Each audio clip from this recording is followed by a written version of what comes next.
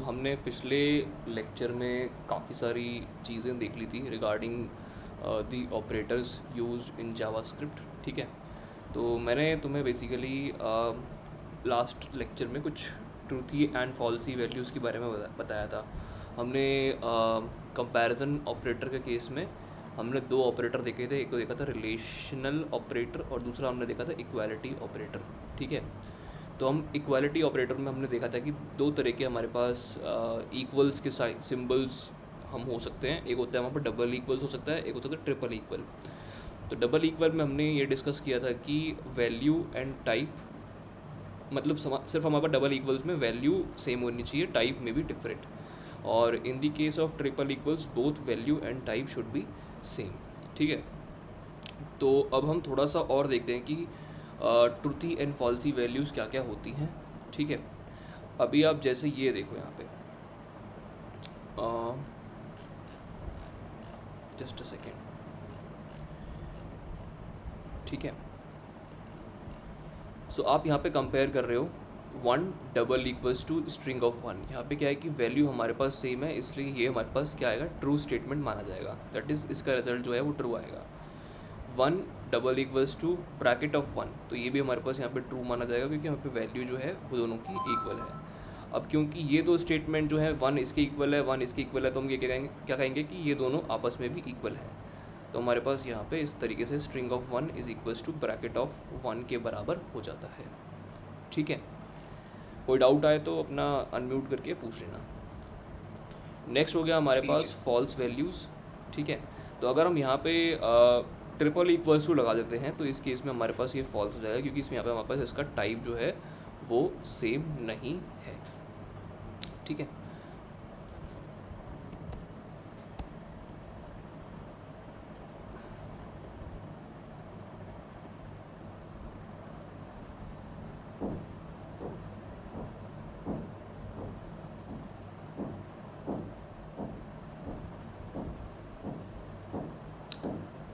Okay. So next thing हम discuss करते हैं, दो चीज़ें हमारे पास आती हैं। एक होता है हमारे पास ट्रूथी वैल्यूज़, एक होता है हमारे पास फॉल्सी वैल्यूज़।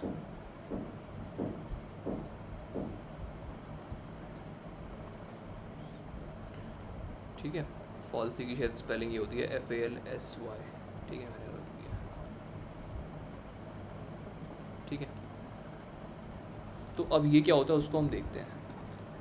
तो जो भी वैल्यूज़ हमारे पास, जैसे कि फॉल्स हो गया, ठीक है, बूलियन वाला फॉल्स, ज़ीरो हो गया, -0, इस तरीके से बिग इंटीजर हो गया, या एम्प्टी स्ट्रिंग्स होगी हमारे पास, नल हो गया, अनडिफाइंड हो गया, नॉट अ नंबर हो गया, ये सब हमारे पास कहलाएंगी फॉल्सी वैल्यूज़। ठीक है, इसके अलावा जो भी सारी वैल्यूज़ हैं वो सब हमारे पास ट्रूथी वैल्यूज़ कहलाती हैं। जैसे कि अगर यहाँ ज़ीरो हमारे पास था, उसका हमने स्ट्रिंग बना दिया तो स्ट्रिंग ऑफ ज़ीरो हो गया, तो ये हमारे पास ट्रूथी वैल्यू कहलाएगा। ये बूलियन वाला फॉल्स था, ये स्ट्रिंग वाला, मतलब स्ट्रिंग के अंदर हमने फॉल्स लिख दिया, तो एक तरह से क्या होगा, ये स्ट्रिंग ही होगी हमारे पास, तो ये भी ट्रूथी वैल्यू हो गई। एम्प्टी एरे, एम्प्टी ऑब्जेक्ट, इस तरीके से हम फंक्शन क्रिएट करते हैं, तो ये सब हमारे पास क्या कहलाएगा, ये एक ट्रूथी वैल्यूज़ कहलाते हैं। ठीक है, अब इसका एग्जाम्पल देखो, एग्जाम्पल मतलब ये कहाँ पे यूज़ होंगे, हम इसको यूज़ कहाँ करेंगे वो हम देखते हैं।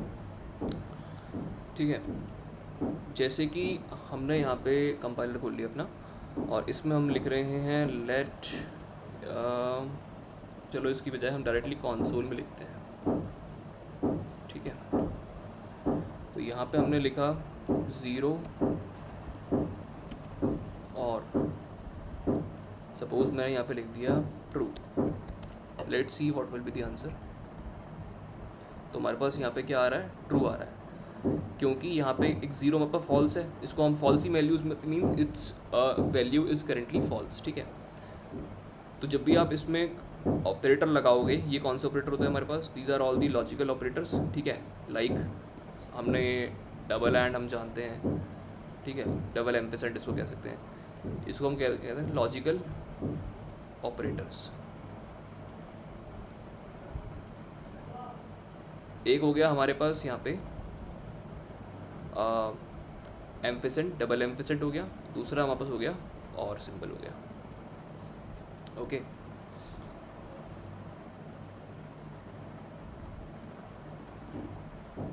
सो these are the two symbols. तो इनको हम अब यूज़ कैसे करेंगे उसको हम देखते हैं। जैसे हमने यहाँ पे लिखा है ज़ीरो और ट्रू, ठीक है, it means that we are writing false और true. So what will be the result, obviously इसका रिजल्ट जो आने वाला है वो क्या आने वाला है, ट्रू आने वाला है।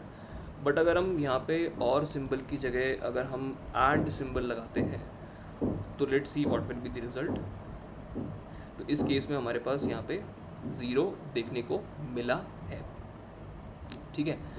तो यहाँ पे क्या हो गया, एक तरह से ज़ीरो हमारे पास कैसे ऐड कर रहा है, as a false value add कर रहा है, ठीक है। और false and true is always equals to false. तो फॉल्स हमारे पास यहाँ पे क्या है, ज़ीरो था, तो हमारे पास फाइनली आंसर क्या देखने को मिल गया, ज़ीरो देखने को मिल गया। इट्स लाइक कि हम यहाँ पे ज़ीरो एंड ट्रू कर रहे हैं, तो हमारे पास आंसर क्या आ रहा है, हमारे पास यहाँ पे फाइनली आ रहा है ज़ीरो, ठीक है, इस तरीके से।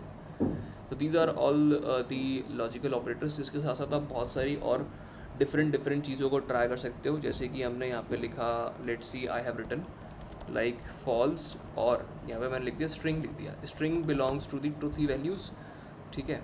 तो अगर मैं इसका आंसर डालूंगा तो मेरे पास यहाँ पे जो रोहन नाम लिखा हुआ है ये हमारे पास फाइनली इसका आंसर आना चाहिए, ठीक है।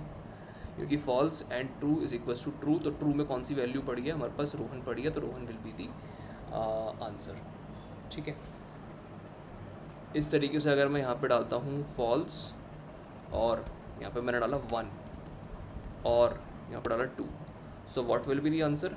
सो जो हमारे पास फर्स्ट ट्रूथी वैल्यू आएगी वो इस यहाँ पे इसका आंसर हो जाएगा। सो लाइक इस यहाँ पे फॉल्स हो गया, तो फॉल्स और ट्रू, तो ट्रू हमारे पास वन भी है, ट्रू हमारे पास यहाँ पे ट्रू भी है, तो फाइनली आंसर तो ट्रू आने वाला है। अब ट्रू में क्या वैल्यू आएगी हमारे पास, क्योंकि ट्रूथी हमारे पास वैल्यू, फर्स्ट ट्रूथी वैल्यू कौन सी है, यहाँ पे वन है, तो इस केस में हमारे पास जो आंसर है it will be equals to one, ठीक है।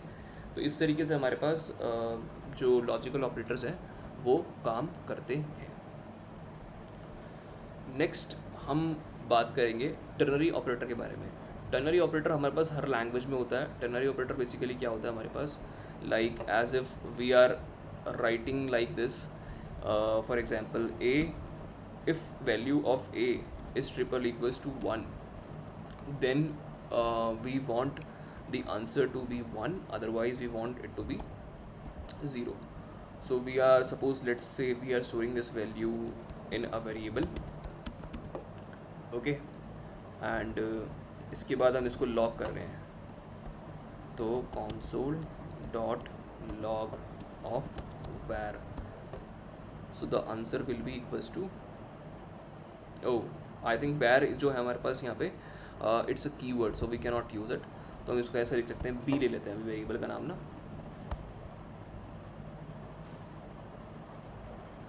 ओ a also is not defined, okay, let a is equals to suppose say 1, okay. तो इस तरीके से हमारे पास जो आंसर है वो यहाँ पे 1 देखने को मिल रहा है। This is known as the ternary operator, जिसमें कि हम पहले एक कंडीशन लगाते हैं, अगर वो कंडीशन की वैल्यू ट्रू आ रही है तो हम फर्स्ट वाले जो हमने मेंशन किया हुआ उसको सेलेक्ट कर लेंगे, अदरवाइज़ हम सेकंड वाला जो हमने मेंशन किया हुआ उसको हम सेलेक्ट कर लेंगे अगर फॉल्स आ रही है वैल्यू तो, ठीक है। तो इस तरीके से टर्नरी ऑपरेटर हमारे पास हर एक लैंग्वेज में ये प्रेजेंट होता है टर्नरी ऑपरेटर, तो हमारे पास इस तरीके से ये काम करते हैं। Next let's check out the bitwise operator, ठीक है, ये हमारा लॉजिकल ऑपरेटर हो गया। Next is bitwise operator. तो बिटवाइज ऑपरेटर हम ऑलरेडी जानते हैं, एक हमारे पास होता है that is the symbol of, you can say or, this is the symbol of and in bitwise, then we have the symbol of like say, this is known as the left shift, this is I think known as the right shift.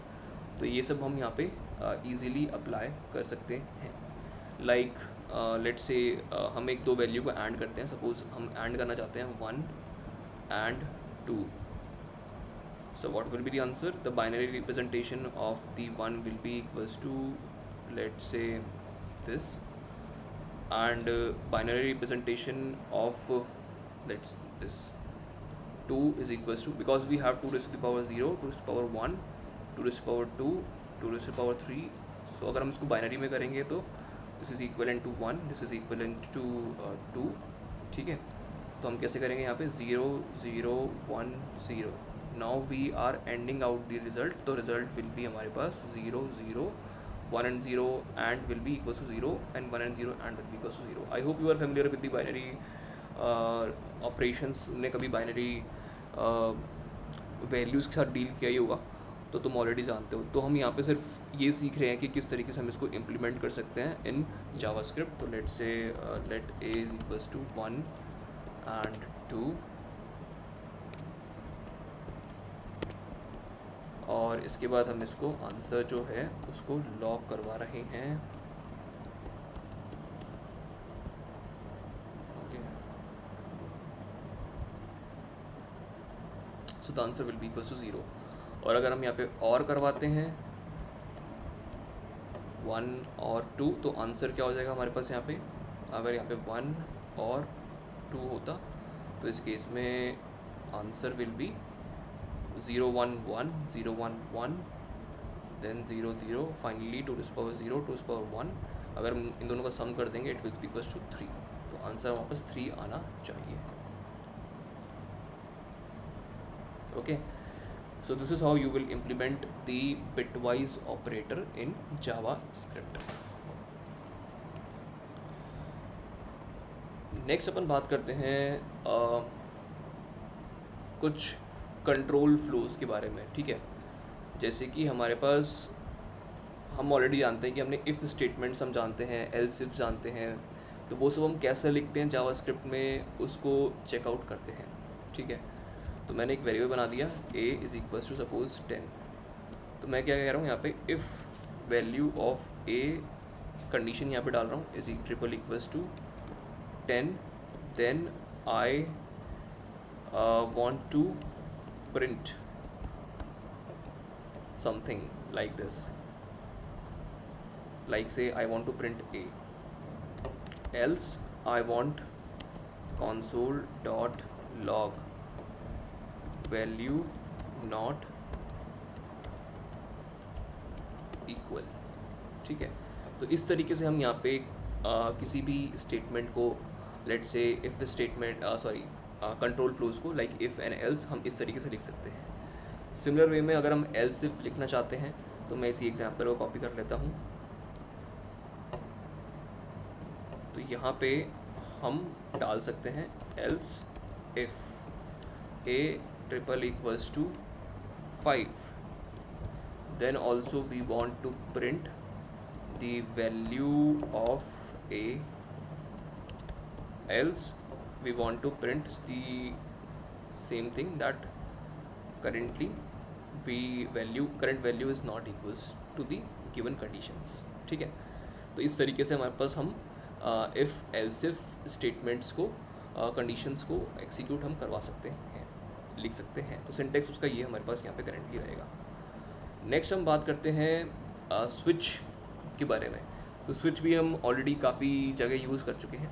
तो हम यहाँ पे लिख सकते हैं switch को हम कैसे लिखते हैं, स्विच लिखते हैं SWITCH स्विच, और यहाँ पे हम जो वेरिएबल यूज़ करना चाह रहे हैं जिसकी वैल्यू को हम कंपेयर करेंगे फॉर द गिवन केसेस, तो वो हम यहाँ पे मेंशन कर देंगे। सपोज़ मैंने यहाँ पे a ले लिया, इसके बाद मैं यहाँ पे लिख रहा हूँ केस अगर a की वैल्यू इक्वल्स टू हो गई हमारे पास 10 के बराबर हो गई, ठीक है। मैंने यहाँ पे लिखा a की वैल्यू इक्वल्स टू 10 हो गई, तो उस केस में मैं क्या करूँगा, यहाँ पे console डॉट लॉग कर दूँगा वैल्यू ऑफ a, और उसके बाद मुझे यहाँ पे ब्रेक करना है कि मैं इसके आगे अब नहीं कंटिन्यू करना चाहता। नेक्स्ट की मैं वैल्यू कंपेयर कर सकता हूँ कि अगर यहाँ पे बेसिकली मैं इस वाले जो एल्स इफ कंडीशन को है वो यहाँ पे केस के थ्रू समझा रहा हूँ, ठीक है।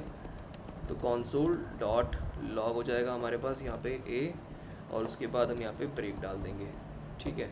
सिमिलर वे में हमारे पास यहाँ पे डिफ़ॉल्ट केस हो जाएगा DEFAULT, और यहाँ पे हम ये जो हमने console लिखा था इसको हम कॉपी कर सकते हैं और यहाँ पे उसको हम पेस्ट कर देंगे। तो इस तरीके से जब कोई सी भी अपर वैल्यूज से वो मैच नहीं कर रहा तो उस केस में इससे बेसिकली जो डिफ़ॉल्ट केस है वो हमारे पास यहाँ पे चल जाएगा, ठीक है। So this is how you will be writing the switch case. Next बात करते हैं हम लूप्स के बारे में, ठीक है। तो हमने यहाँ पे ऑलरेडी स्टडी कर लिया, these are all the you can say control flows. Okay, next बात करते हैं हम लूप्स के बारे में।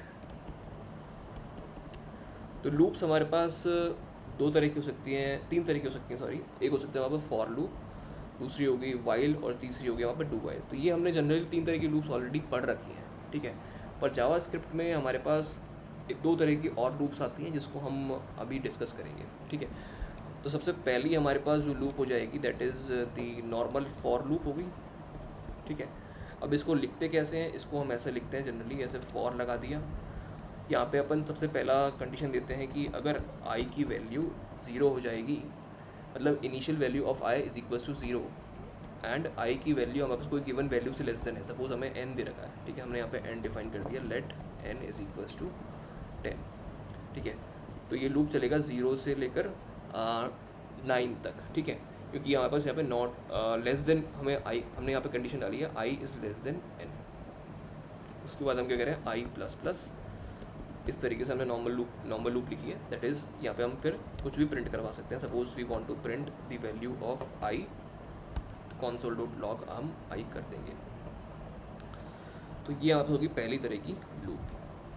दूसरी तरह की लूप हमारे पास आती है that is the while loop.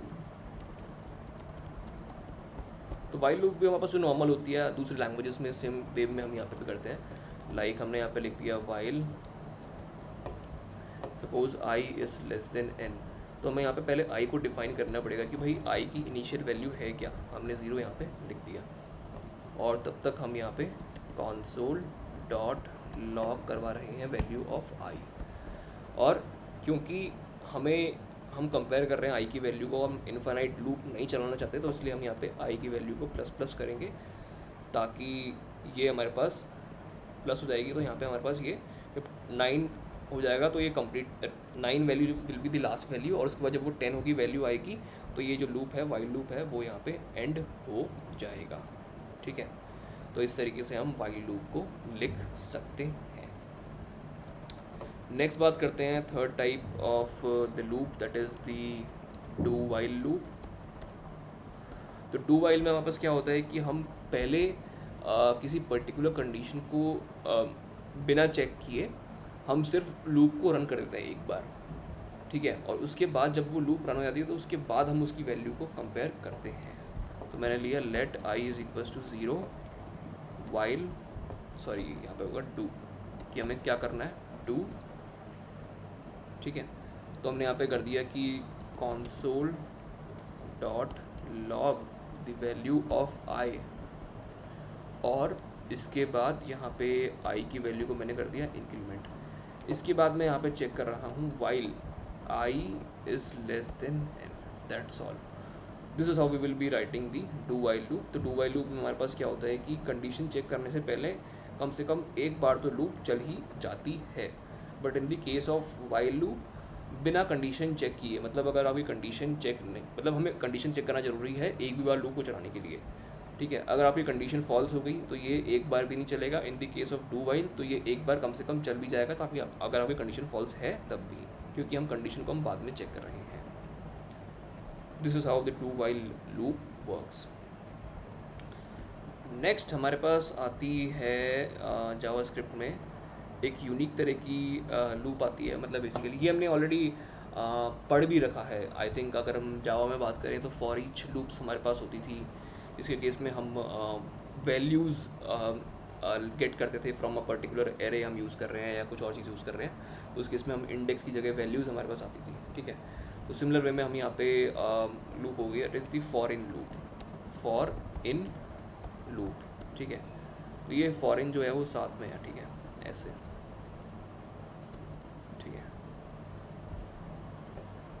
तो इस लूप को हम बेसिकली यूज़ करते हैं looping objects in Java script.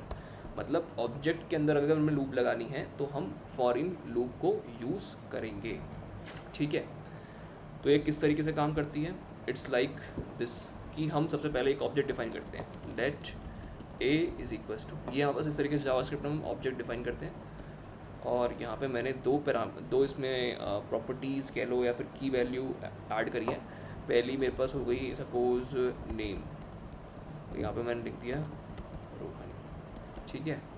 दूसरी मैंने लिख दी एज, सपोज़ एज लिख दी है मैंने सपोज़ 23, ठीक है। तो यहाँ पे मैंने एक ऑब्जेक्ट यहाँ पे डिफाइन किया। अब मुझे इस ऑब्जेक्ट के अंदर लूप करना है, मतलब कि मेरे को यहाँ पे की चाहिए। एक तरह से हम जैसे हम मैप में लूप करते हैं ना, सिमिलर वे में हम यहाँ पे इस ऑब्जेक्ट के अंदर लूप कर रहे हैं। तो हमारे पास की आ जाएगी और उससे हम फिर वैल्यूज़ को निकाल सकते हैं, ठीक है। तो हम कैसे करेंगे इसको, तो हम यहाँ पे लिखेंगे फॉर, एक पैरामीटर बना देंगे, मतलब एक वेरिएबल बना देंगे, sorry, that is equals to let key, ठीक है। फिर ये हम किस में ढूंढ रहे हैं, ये हम ढूंढ रहे हैं इन ऑब्जेक्ट। ऑब्जेक्ट कौन सा हमारे पास यहाँ पे ए, ठीक है। तो इस तरीके से हमारे पास हमें सिर्फ इतना सा लिखना है, लेट की इन ए। इससे क्या होगा, हमारे पास जो ए में जो कीज़ है, हमारे पास कौन कौन सी कीज़ है, नेम हो गया, एज हो गया, इस पर हम ये हमारे पास एक एक करके आ जाएंगी, ठीक है। जैसे कि मैंने यहाँ पे लिख दिया लेट से console डॉट लॉग की, ठीक है। जब ये पहली बार लूप चलेगी, फर्स्ट टाइम लूप चलेगी, तो हमारे पास कौन सी की आएगी, नेम वाली की आएगी। जब दूसरी बार लूप चलेगी तो हमारे पास एज वाली की आएगी, ठीक है। इस तरीके से हमारे पास ये बार बार कीज़ आ जाएंगी सारी की सारी इस पर्टिकुलर ऑब्जेक्ट की, ठीक है। और अगर मैं चाहता हूँ इन ऑब्जेक्ट की वैल्यू को ग्रैब करना, तो उसके लिए मैं क्या कर लेता हूँ, console डॉट लॉग। तो बस क्योंकि मेरे पास ऑलरेडी ऑब्जेक्ट था, तो मैंने यहाँ पे डाल दिया की, दैट्स ऑल। तो इस तरीके से मेरे पास यहाँ पे इसकी मैं वैल्यूज़ लाइक रोहन एंड 23 को भी प्रिंट करवा सकता हूँ, ठीक है। मैंने यहाँ पे ब्रैकेट नोटेशन इसलिए यूज़ किया है क्योंकि जो की है ये एक वेरिएबल है, इट्स नॉट अ स्ट्रिंग, ठीक है, या कोई पर्टिकुलर डेटा टाइप नहीं है, ये सिर्फ एक वेरिएबल यूज़ कर रहे हैं। तो इसलिए हमने यहाँ पे जो स्क्वायर ब्रैकेट्स है उसका इस्तेमाल किया है। ये मैंने ऑलरेडी एक्सप्लेन कर दिया था कि कब हम स्क्वायर ब्रैकेट्स का यूज़ करेंगे और कब हम डॉट नोटेशन का यूज़ करेंगे, ठीक है। तो अगर किसी ने नहीं देखा तो वो प्लीज़ पुराने वाले लेक्चर्स जो जावास्क्रिप्ट के हैं, I think first lecture JavaScript का है, तो उसमें मैंने इसको कवर किया हुआ है, ठीक है। नेक्स्ट हमारे पास तरह की लूप, ओके। सो नेक्स्ट क्या है कि क्वेश्चन क्या आता है कि क्या हमारे पास अगर हम एरे है, ठीक है, let a is equals to, हमने एक एरे बनाया 1 2 3 4, तो क्या हम इस एरे पे भी फॉर इन लूप चला सकते हैं? तो हाँ, बिल्कुल, आप फॉर इन लूप को भी एरे के लिए यूज़ कर सकते हो, लाइक दिस। जैसे कि आपने इसका नाम दे दिया वैल्यू इन ए डाल दिया, तो इस तरीके से हम console डॉट लॉग करेंगे वैल्यू को, तो यहाँ पे जो 1 2 3 जो है वो एक एक करके प्रिंट होना स्टार्ट हो जाएगी, ठीक है। तो ये हमारे पास इस तरीके से आई थिंक एक मैंने यहाँ पे थोड़ी मिस्टेक कर दी है, वो ये है कि यहाँ पे अगर आप इन लूप यूज़ करते हो इन दी केस ऑफ एरेज, तो आपको यहाँ पे वैल्यू की जगह आपको मिलेगी इंडेक्स, नॉट वैल्यू, ठीक है। तो आपको यहाँ पे इंडेक्स मिलेगी लाइक 0 1 2 3 इस तरीके से। तो फाइनली अगर आप इसको प्रिंट करोगे तो हमारे पास यहाँ पे क्या प्रिंट होगा, 0 होगा, 1 होगा, 2 होगा, 3 होगा, these are all the index. अगर मुझे वैल्यू गेट करनी है तो कैसे करूँगा, console dot log A of index, ठीक है। इस तरीके से आप इसकी वैल्यू को गेट कर सकते हो। आपका प्रिंट होगा हमारे पास यहाँ पे 1 2 3 एंड 4, ठीक है। तो एक चीज़ यहाँ पे ध्यान रखना, दैट फॉर एरेज जो हमारी फॉर इन लूप है, for in loop is not recommended. तो इसको लोग बाग रिकमेंड नहीं करते फॉर इन लूप को यूज़ करने के लिए ना, क्योंकि हम ऑलरेडी यहाँ पे इंडेक्स का इस्तेमाल कर रहे हैं, ठीक है, कि इंडेक्स आ रही है, इंडेक्स के थ्रू फिर हम यहाँ पे इसकी जो वैल्यू है एरे के अंदर जो वैल्यूज़ है उसको हम गेट कर रहे हैं। इसकी बजाय हम एक लूप और यूज़ करते हैं, that is the for of loop, ठीक है। उसमें क्या होता है, हमारे पास डायरेक्टली वैल्यूज़ ही आती हैं। It's like similar to the for each loop in Java, तो वही सेम कॉन्सेप्ट है हमारे पास उसमें ना। तो जनरली लोग फॉर इन लूप को यूज़ नहीं करते for getting the values from an array. इसको हम सिर्फ ऑब्जेक्ट से कीज़ एंड वैल्यूज़ को फेच करने के लिए यूज़ करते हैं, ठीक है। It is recommended to use for objects not for arrays, पर आप इसको अगर यूज़ करना चाहो तो भी कर सकते हो, it's not an problem, but it is not recommended, ठीक है। तो हमारे पास फिफ्थ तरह की यहाँ पास लूप आती है, that is the for of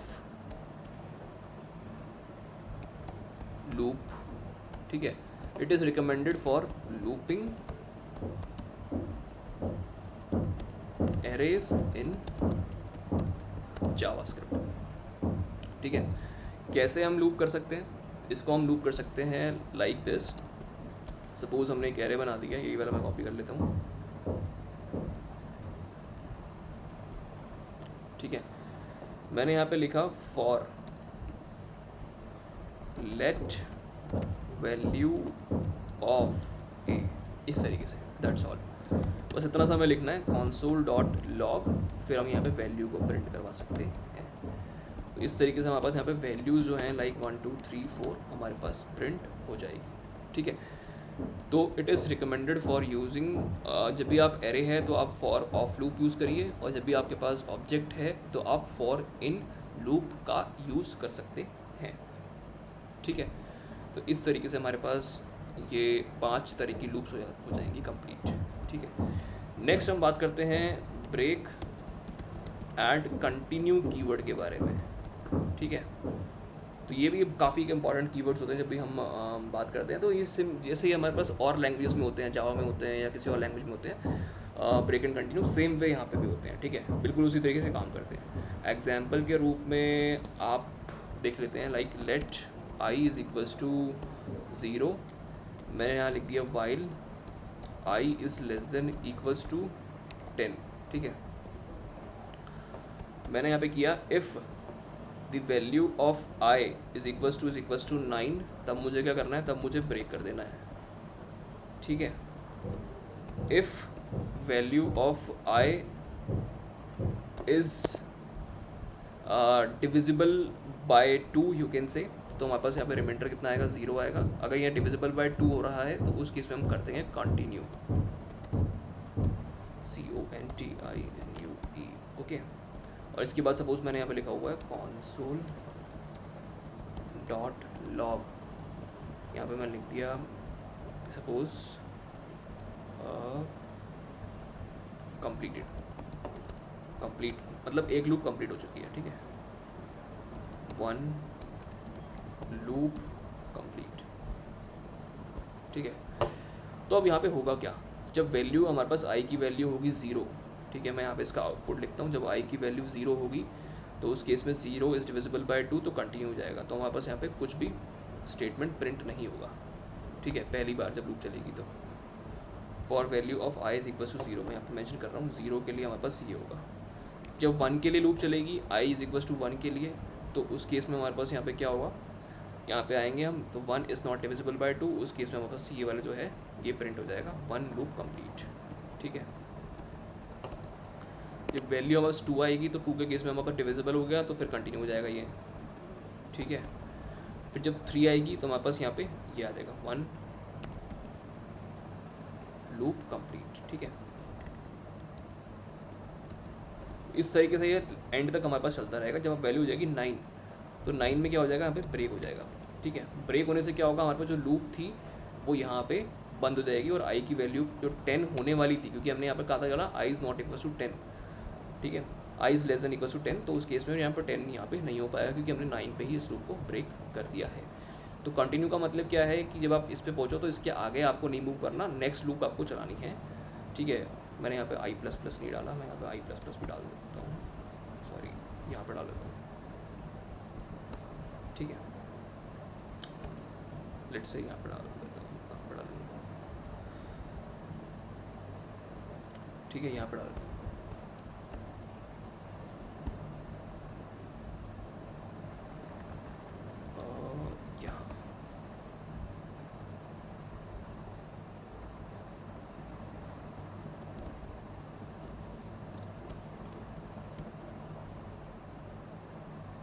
और ठीक है, इस तरीके से हम यहाँ पे एक तो आई प्लस प्लस यहाँ पे हो गया, अगर आई की वैल्यू 0 हो गई तो हमें वहाँ पर 1 करना है, तो 1 यहाँ पे हो जाएगा इसके बाद, ठीक है। फिर 1 के बाद जब 1 आएगा हमारे पास तो हम यहाँ पे पहुँचेंगे, तो हम यहाँ पे भी i++ डाल देते हैं ताकि 1 की वैल्यू को भी हम इंक्रीज़ कर पाएँ, ठीक है। तो इस तरीके से हमारे पास ये कंप्लीट हो जाता है the break and continue statements, sorry keywords कह सकते हो आप इसको, these are all the keywords to RDS, okay. ठीक है। तो नेक्स्ट अब हम लास्ट में बात करते हैं फंक्शंस के बारे में, ठीक है। अगर मुझे कोई फंक्शन बनाना है तो किस तरीके से मैं बना सकता हूँ, तो आपको यहाँ पे लिखना है सिर्फ कीवर्ड फंक्शन, जो भी आपको नाम देना है, सपोज़ प्रिंट, इस तरीके से। और यहाँ पे आप डाल सकते हो console.log, जो भी आपको प्रिंट करना है। सपोज़ मैंने प्रिंट किया है we are studying about functions, ठीक है। और इसके बाद मैं यहाँ पे नीचे कॉल कर सकता हूँ इस फंक्शन को, प्रिंट किया मैंने यहाँ पे, ये दैट्स ऑल।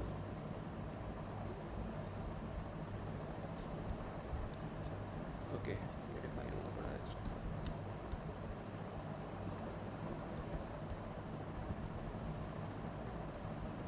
ठीक है। तो इस तरीके से हम यहाँ पे इसको कॉल कर सकते हैं। यहाँ पे हमने कॉल किया लाइक एनी अदर लैंग्वेज, यहाँ पे कोई मेन फंक्शन नहीं है, तो आप जहाँ पे चाहो वहाँ पे आप कॉल करा सकते हो। ये आपका जो है एक तरह से टॉप डाउन वे में एग्जीक्यूट होता है, ठीक है। तो पहले आपने ये लिखा, फिर उसके बाद आपने इसको प्रिंट करवा दिया, ठीक है। चाहो तो आप इस प्रिंट स्टेटमेंट को यहाँ पे लिख के ट्राई कर सकते हो एक बार। प्रिंट अगर हमने पहले लिखा और फिर हमने यहाँ पे फंक्शन लिखा, तब भी ये कॉल हो जाएगा, ठीक है। तो there is no main function, तो आप जहाँ भी आप चाहो फंक्शन अपना क्रिएट कर सकते हो कुछ इस तरीके से।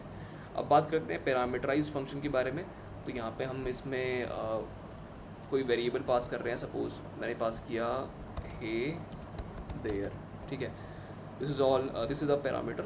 तो यहाँ पे मुझे आपको गेट करना पड़ेगा, तो मैं कैसे करूँगा, यहाँ पे कोई से भी वेरिएबल बनाता हूँ, लाइक वेरिएबल मैसेज, MESSAGE, ठीक है।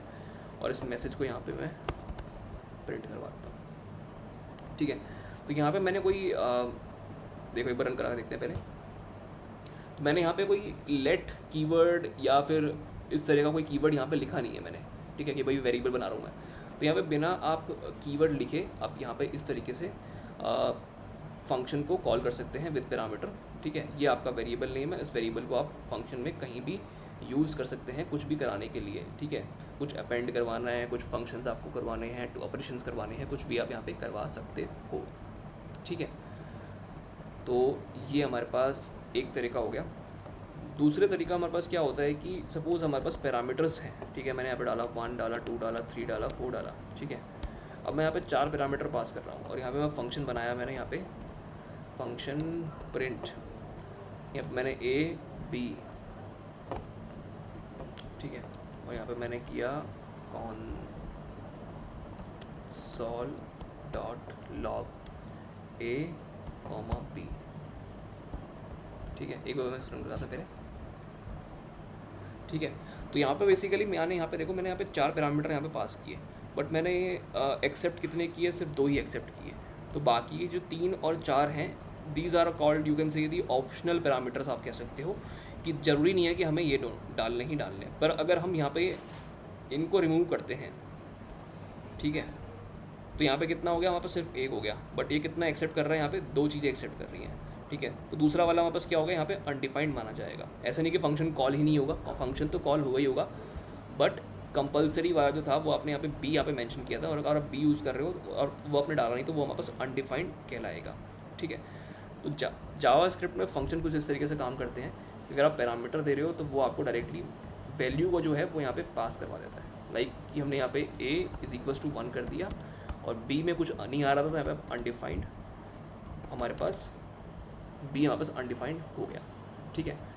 अगर मैंने यहाँ पे एक्स्ट्रा पैरामीटर्स ऐड किए होते हैं 2, 3 और 4, ठीक है, तब मैं यहाँ पे कुछ करता तो हमारे पास तब यहाँ पे क्या प्रिंट होता, 1 और 2 प्रिंट होगा, क्योंकि हमने यहाँ पे A और B को एक्सेप्ट किया है, बाकी को एक्सेप्ट नहीं किया। फिर भी आप यहाँ पे पास कर सकते हो, ठीक है। अब हम बात करते हैं, एक कॉन्सेप्ट आता है, the concept of default value of the parameter, ठीक है। तो let's say these are parameters B, ठीक है। पेरेम्स मैंने लिख दिया यहाँ पे। अब मैं यहाँ पे लिखता हूँ default, FAULT, default value of parameter.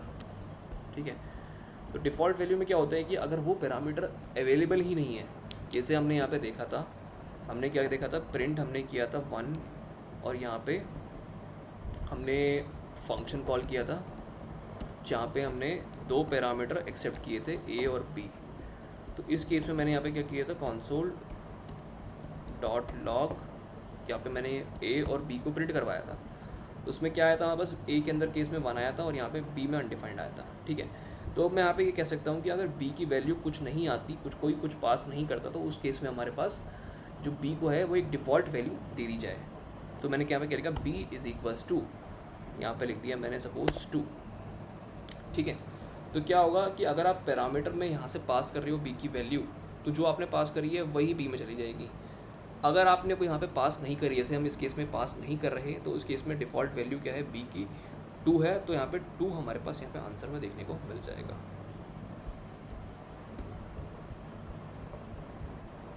ठीक है, अगर मैं यहाँ पे वैल्यू डालता हूँ कोई, तब मैंने यहाँ पे सपोज डाला 3। ठीक है, तो इस तरीके से हमारे पास यहाँ पे जो डिफ़ॉल्ट वैल्यू ऑफ पैराम्स का कॉन्सेप्ट है ये क्लियर हो जाता है। तो आई थिंक हमने अब बेसिक्स ऑफ जावास्क्रिप्ट जो है वो कंप्लीट कर ली है। सब कुछ इसमें सिंटैक्स वाइज और फंक्शंस वाइज हमने देख लिया है कि किस तरीके से हम इसमें काम करते हैं। ठीक है, अब हम मूव करेंगे अपने नेक्स्ट लेक्चर्स की में दी एडवांस या फिर you can say the intermediate JavaScript के बारे में। ठीक है, इसमें कि हम और काफ़ी सारे कॉन्सेप्ट सीखेंगे और उसके बाद फिर हम एट लास्ट जब हम वर्क करेंगे तो हम ऑब्जेक्ट ओरिएंटेड कॉन्सेप्ट्स जावास्क्रिप्ट में जो हैं उसको देखेंगे कि किस तरीके से हम ऑब्जेक्ट्स क्रिएट कर सकते हैं जावास्क्रिप्ट के अंदर और कैसे वो चीज़ें काम करती हैं। ठीक है, so this is the end of your basics of JavaScript lecture.